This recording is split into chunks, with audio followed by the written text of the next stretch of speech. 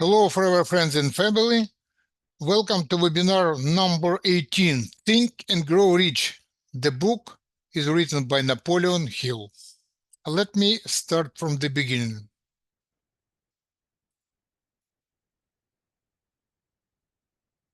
Forward. What do you want most? Is that money, fame, power, contentment, personality, peace of mind, happiness? The 13 steps to riches described in this book offers the shortest dependable philosophy of individual achievement ever presented for the benefit of the man and woman who is searching for the definite goal in life. Before beginning the book, you will profit greatly if you recognize the fact that the book was not written to entertain. You cannot digest the content properly in a week or a month. After reading the book thorough, Dr. Miller Rees Hutchinson, nationally known consultant engineer and a long-time associate of Thomas A. Edison, said, "This is not a novel. It is a textbook on individual achievement that came directly from the experience of hundreds of America's most successful men." Now let's continue to read from the section when we stop, and I would like to ask continue to read my friend and partner, supervisor from Brooklyn, Isaac Gilbinovich. Read, think, and mediate it as you read. Please go ahead, Isaac. Good evening, everybody. Read, think, and meditate as you read. Soon, the entire subject will unfold, and you will see it in perspective. You're now seeing the detail of the individual chapters. Money is as shy and elusive as the old-time maiden. It must be wooed and won by methods not unlike those used by the determined lover in pursuit of the girl of his choice. And coincidental as it is, pre-power used in the wooing of money is not greatly different from that used in wooing of maiden. That power, when successfully used in the pursuit of money, must be mixed with faith. It must be mixed with desire. It must be mixed with persistence. It must be applied through a plan, and that plan must be set into action. When money comes in quantities known as the big money, it flows to the one who accumulates it as easily as water flows downhill. There exists a great unseen stream of power, which may be compared to a river, except that one side flows in one direction, carrying all who gets into that side of the stream onward and upward to wealth. And the other side flows in the opposite direction, carrying all who are unfortunately enough to get into it and not able to extricate themselves from it, downward to misery and poverty. Every man who has accumulated a great fortune has recognized the existence of this stream of life. It consists of one thinking process. The positive emotions of thought form the side of the stream which carries one to fortune. The negative emotions form the side which carries one down to poverty. This carries a through of stupendous importance to the person who is following this book with the object of accumulating a fortune. If you are in the side of the stream of power, which leads to poverty, this may serve as an oar by which you may propel yourself over into the other stream of the into the other side of the stream. Sorry. It can serve you only through application and use. Merely reading and passing judgment on it, either one way or another, will in no way benefit you. Some people undergo the experience of alternating between the positive and negative sides of the stream, being at a time on the positive side and at a time on the negative side. The Wall Street crash of 29 swept millions of people from the positive to the negative side of the stream. These millions are struggling, some of them in desperation and fear, to get back to the positive side of the stream. This book was written especially for those millions. Poverty and riches often change places. The crash taught the world this truth, although the world will not long remember the lesson. Poverty may and generally does voluntarily take the place of riches. When riches take the place of poverty, the change is unusually brought about through well-conceived and carefully executed plans. Poverty needs no plan. It needs no one to aid it because it is bold and ruthless. Riches are shy and timid. They have to be attracted. Anybody can wish for riches, and most people do, but only a few know that a definite plan plus a burning desire for wealth are the only dependable means of accumulating wealth. The mystery of sex. Transmutation, the 10th step toward riches. The meaning of the word transmute is in simple language the changing of or transferring of one element of form to energy into another. The emotion of sex brings into being a state of mind.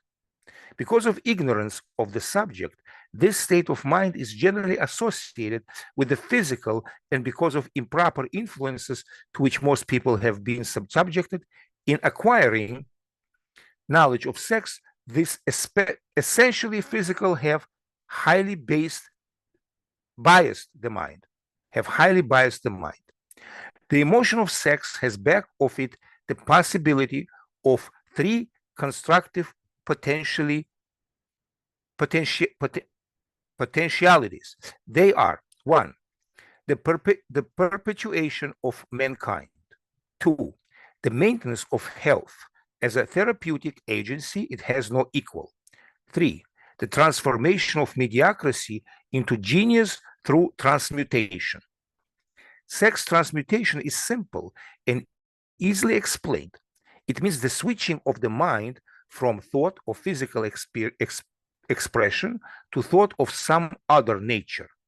Sex desire is the most powerful of human desires. When driven by this desire, men develop keenness of imagination, courage, willpower, persistence, and creative ability unknown to them at other times. So strong and impelling is the desire for sexual contact that men freely run the risk of life and reputation to indulge it. When harnessed and redirected along other lines, this motivation force maintains all of it attributes of keenness, of imagination, courage, etc., which may be used as powerful creative forces in literature, art, or in any other profession or calling, including, of course, the accumulation of riches.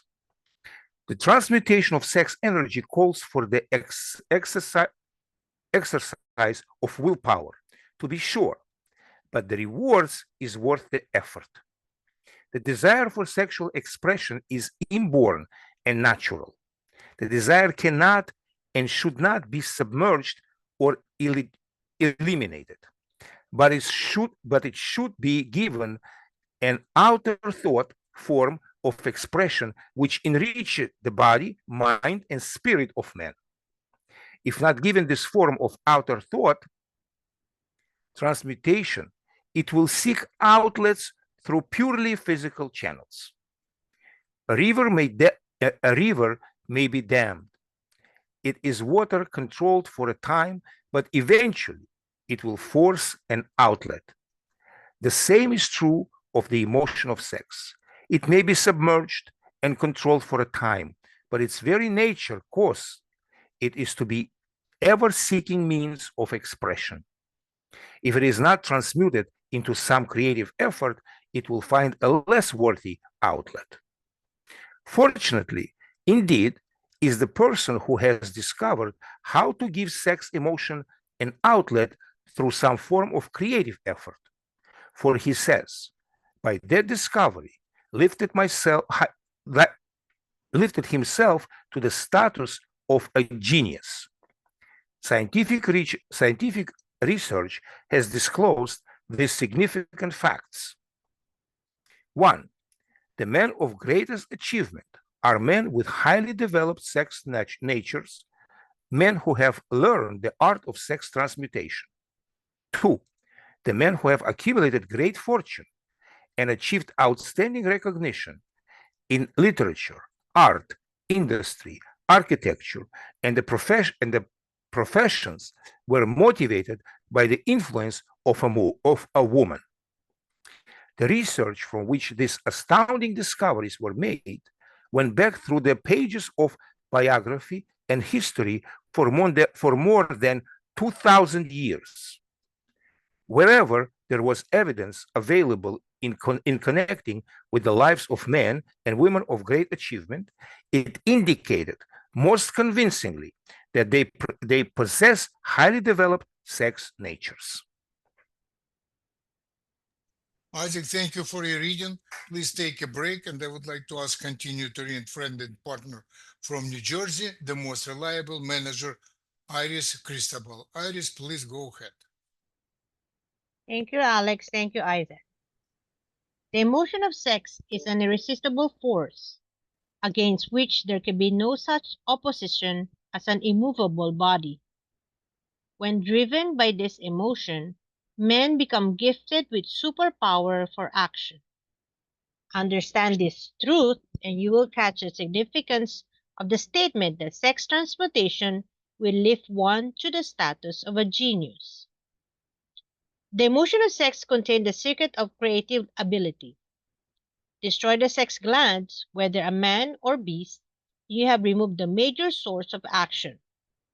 For proof of this, observe what happens to any animal after it has been castrated.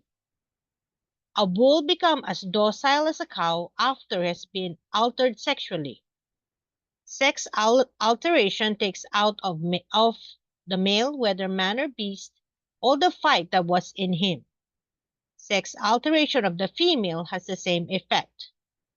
The 10 mind stimuli. The human mind responds to stimuli, through which it may be keyed up to higher rates of vibration, known as enthusiasm, creative imagination, intense desire, etc. The stimuli to which the mind responds most freely are: number 1, the desire for sex expression; number 2, love; number 3, a burning desire for fame, power, or financial gain, money; 4, music; 5, friendship between either those of the same sex or those of the opposite sex; number 6, a mastermind alliance based upon the harmony of 2 or more people who ally themselves for spiritual or temporal advancement; number 7, mutual suffering, such as that experienced by people who are persecuted; 8, autosuggestion; 9, fear; 10, narcotics and alcohol. The desire for sex expression comes at the head of the list of stimuli, which should most effectively step up the vibration of mind and start the wheels of physical action. 8 of these stimuli are natural and constructive. 2 are destructive. The list here is presented for the purpose of enabling you to make a comparative study of the major source of mind stimulation. From this study, it will be readily seen that the emotion of sex is by great odds the most intense and powerful of all mind stimuli. This comparison is necessary as a foundation for proof of the statement that transmutation of sex energy may lift one to the status of a genius. Let us find out what constitutes a genius. Sam Wiseacre has said that a genius is a man who wears long hair, eats queer food, lives alone, and serves as a target for joke makers. A better definition of a genius is a man who has discovered how to increase the vibration of the thought to the point where he can freely communicate with sources of knowledge not available through the ordinary rate of vibration of thought. The person who thinks will want to ask some questions concerning this definition of a genius. The first question will be, how may one communicate with sources of knowledge which are not available through the ordinary rate of vibration of thought? The next question will be, are there known sources of knowledge which are available only to the genii? And if so, what are these sources and exactly how may they be reached? We shall offer proof of the soundness of some of the more important statements made in this book, or at least we shall offer evidence through which we may secure your own proof through experimentation, and in doing so, we shall answer both of these questions. Genius is developed through the sixth sense. The reality of the sixth sense has been fairly well established. The sixth sense is creative imagination. The faculty of creative imagination is one which the majority of people will never use during an entire lifetime, and if used at all, it usually happens by mere accident. A relatively small number of people use with deliberation and purpose aforethought the faculty of creative imagination. Those who use this faculty voluntarily and with understanding of its functions are genii. The faculty of creative imagination is a direct link between finite man and infinite intelligence, also called revelations, referred to the realm of religion, and all discoveries of basic or new principles in the field of invention take place through the faculty of creative imagination. When ideas or concepts flash into one's mind through what is popularly called a hunch, they come from one or more of the following sources. Number one, infinite intelligence. Number two, one's subconscious mind, wherein is stored every sense of impression and thought impulse whichever reach the brain through any of the five senses. Number three, from the mind of some other person who has just released a thought or picture of the idea or concept through conscious thought, or from the other person's subconscious storehouse. There are no other known sources from which inspired ideas or hunches may be received. The creative imagination functions best when the mind is vibrating due to some form of mind stimulation at an exceedingly high rate. That is, when the mind is functioning at the rate of vibration higher than that of ordinary normal thought. When brain action has been stimulated through one or more of the 10 mind stimulants, it's the effect of lifting the individual far above the horizon of ordinary thought and permits him to envision distance, scope, and quality of thoughts not available on the lower plane, such as that occupied with while one is engaged in the solution of problems of business and professional routine. When lifted to this higher level of thought through any form of mind stimulation, an individual occupies relatively the same position as the one who has ascended in an airplane to a height from which he may see over and beyond the horizon line which limits his vision while on the ground. Moreover, while on this higher level of thought, the individual is not hampered or bound by any of the stimuli which circumscribe and limit his vision while wrestling with the problems. of gaining three basic necessities of food, clothing, and shelter. He is in a world of thought in which the ordinary, workaday thoughts have been effectively removed are the hills and the valleys and other limitations of physical vision when he rises in the airplane. While on this exalted plane of thought, the creative faculty of mind is given freedom for action. The way has been cleared for sixth sense to function. It becomes receptive to ideas which could not reach the individual under any other circumstances. The sixth sense is the faculty which marks the indifference between a genius and an ordinary individual. The creative faculty becomes more alert and receptive to vibrations originating outside the individual's subconscious mind.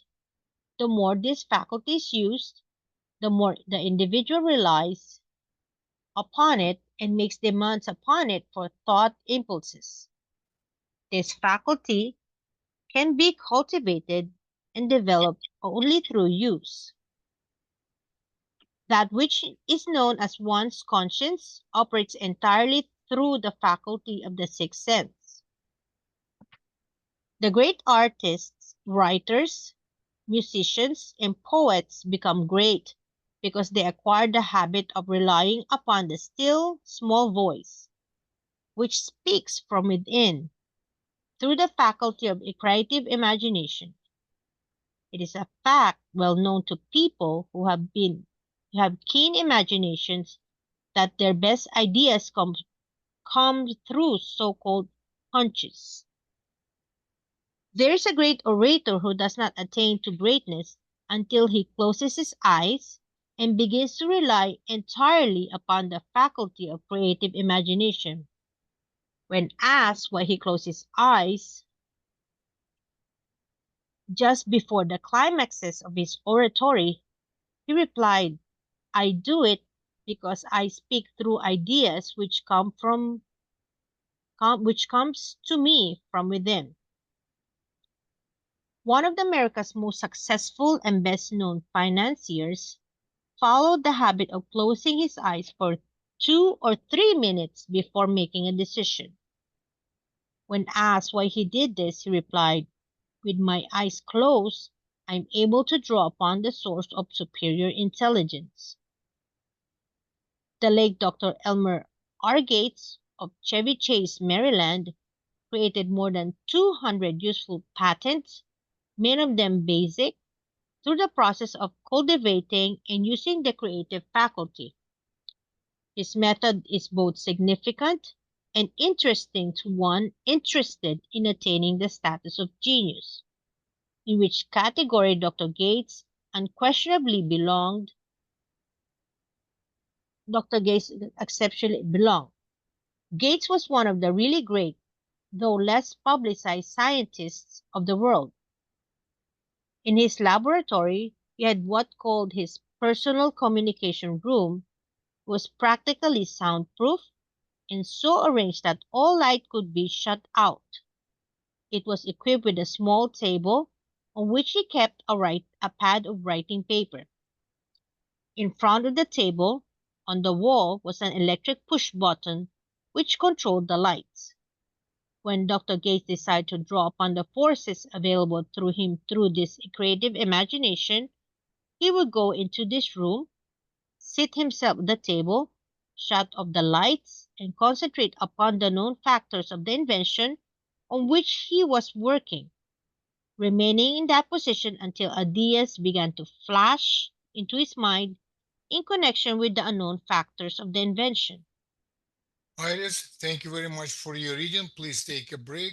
I would like to ask continue to read friend and partner, assistant supervisor from Brooklyn, Zoya. Sergey, please continue. Good evening, everyone. Thank you for your reading. On one occasion, ideas came through so fast that he was forced to write for almost 3 hours. When the thoughts stopped flowing and he examined his notes, he found they contained a minute description of principles which had not a parallel among the known data of the scientific world.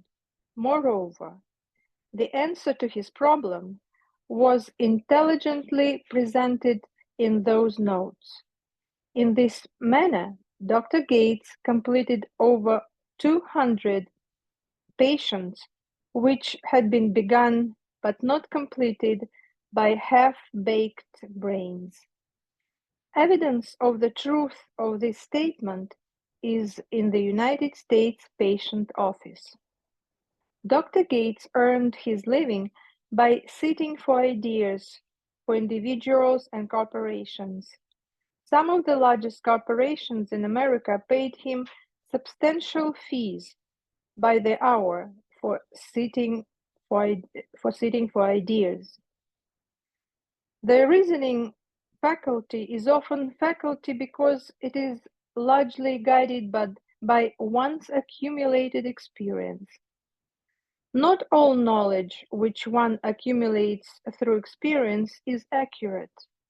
Ideas received through the creative faculty are much more reliable for the reason that they come from sources more reliable than any which are available to the reasoning faculty of mind. The major difference between the genius and the ordinary crank inventor may be found in the fact that the genius works through his faculty of creative imagination, while the crank knows nothing of this faculty. The scientific inventor, such as Mr. Edison and Dr. Gates, makes use of both the synthetic and the creative faculties of imagination. For example, the scientific inventor or genius begins an invention by organizing and combining the known ideas or principles accumulated through experience, through the synthetic faculty, the reasoning faculty. If he finds this accumulated knowledge to be insufficient for the completion of his invention, he then draws upon the sources of knowledge available to him through his creative faculty. The method by which he does this varies with the individual, but this is the sum and substance of this procedure. 1. He stimulates his mind so that it vibrates on a higher than average plane, using one or more of the 10 mind stimulants or some other stimulant of his choice. 2. He concentrates upon the known factors, the finished part of his invention, and creates in his mind a perfect picture of unknown factors, the unfinished part of his invention. He holds his picture in mind until he has been taken over by the subconscious mind, then relaxes by clearing his mind of all thought and waits for his answer to flash into his mind. Sometimes the results are both definite and immediate. At other times, the results are negative depending upon the state of development of the sixth sense or creative faculty. Mr. Edison tried out more than 10,000 different combinations of ideas through the synthetic faculty of his imagination before he tuned in through the creative faculty and got the answer which perfected the incandescent light. His experience was similar when he produced the talking machine. There is plenty of reliable evidence that the faculty of creative imagination exists. This evidence is available through accurate analysis of men who have become leaders in their respective callings without having had extensive educations. Lincoln was a notable example of a great leader who achieved greatness through the discovery and use of his faculty of creative imagination. He discovered and began to use this faculty as the result of the stimulation of love, which he experienced after he met Anne Rutledge, a statement of the highest significance in connection with the study of the source of genius. The pages of history are filled with the records of great leaders whose achievements may be traced directly to the influence of women who aroused the creative faculties of their minds through the stimulation of sex desire. Napoleon Bonaparte was one of those. When inspired by his first wife, Josephine, he was irresistible and invincible. When his better judgment or reasoning faculty prompted him to put Josephine aside, he began to decline. His defeat and St. Helena were not far distant. If good taste would permit, he might easily mention scores of men, well known to the American people, who climbed to great heights of achievement under the stimulating influence of their wives, only to drop back to destruction after money and power went to their heads, and they put aside the old wife for a new one. Napoleon was not the only man to discover that sex influence from the right source is more powerful than any substitute of expediency which may be created by mere reason. The human mind responds to stimulation. Among the greatest and most powerful of these stimuli is the urge of sex. When harnessed and transmuted, this driving force is capable of lifting men into that higher sphere of thought which enables them to master the sources of worry and petty annoyance which beset their pathway on the lower plane. Unfortunately, only the genii have made the discovery. Others have accepted the experience of sex urge without discovering one of its major potentialities, a fact which accounts for the great number of others as compared to the limited number of genii. For the purpose of refreshing the memory in connection with the facts available from the biographies of certain men, we here present the names of a few men of outstanding achievement, each of whom was known to have been of a highly sexed nature. The genius which was theirs undoubtedly found its source of power in transmuted sex energy.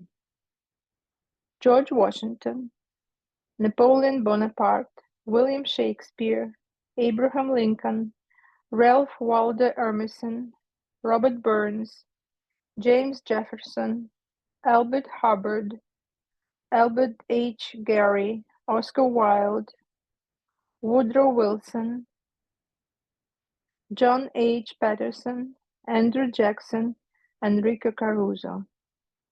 Your own knowledge of biography will enable you to add to this list. Find, if you can, a single man in all history of civilization who achieved outstanding success in any calling, who was not driven by well-developed sex nature. If you do not wish to rely upon biographies of men not now living, take inventory of those whom you know to be men of great achievement, and see if you can find one among them who is not highly sexed. Sex energy is the creative energy of all genii. There never has been and never will be a great leader, builder, or artist lacking in this driving force of sex. Surely, no one will misunderstand these statements to mean that all who are highly sexed are genii. Man attains to the status of a genius only when and if he stimulates his mind so that it draws upon the forces available through the creative faculty of his imagination. Chief among the stimuli with which this stepping up of the vibrations may be produced is sex energy. The mere possession of this energy is not sufficient to produce a genius. The energy must be transmuted from desire for physical contact into some other form of desire and action before it will lift one to the status of a genius. Far from becoming genii because of great sex desires, the majority of men lower themselves through misunderstanding and misuse of this great force to the status of lower animals. While men, Zoe, thank you. thank Thank you you. for your reading. We are going to stop at this chapter right now, and we will continue next Monday. Thank you, all readers, and I prepare one video for us for a different subject as Think and Grow Rich, but I hope you will enjoy it. Let me switch the screen. Give me a minute, please.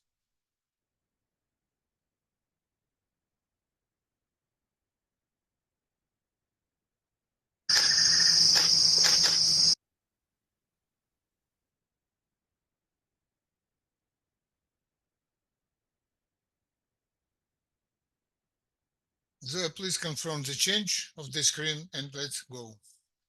Yeah, we see All right, something beautiful. enjoy.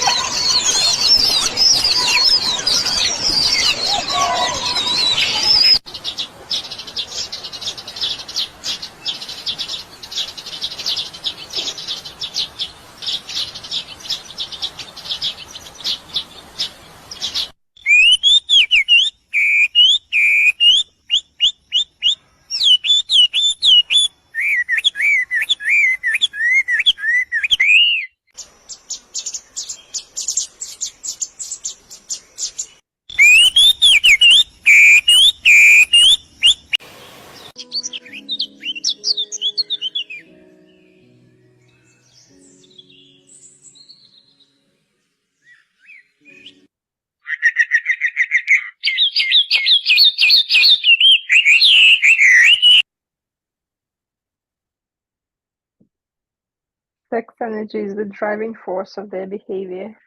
I hope everybody enjoyed. Thank you all readers, Zoya, Isaac, and Iris. Thank you everybody. We'll see you next Monday. Good night.